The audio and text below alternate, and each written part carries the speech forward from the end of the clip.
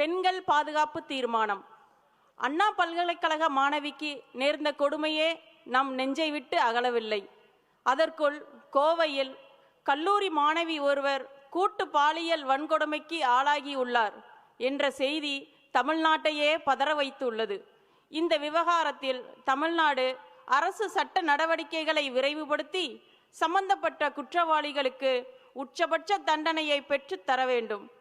தொடர்ந்து இதுபோன்ற கொடுமைகள் நடந்த வண்ணம் இருப்பதால் தமிழகத்தில் சட்டம் ஒழுங்கு எங்கே, பெண்களுக்கும் பொதுமக்களுக்கும் பாதுகாப்பு எங்கே என்ற கேள்விகளும் எழுந்த வண்ணம் உள்ளன.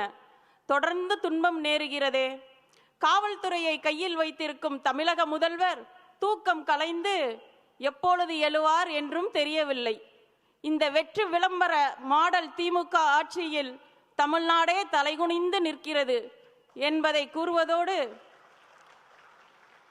சட்டம் ஒழுங்கு மற்றும் பாதுகாப்பை உறுதி செய்யாத இந்த திமுக அரசுக்கு வன்மையான கண்டனங்களையும் இச்சிறப்பு பொதுக்குழு பதிவு செய்கிறது.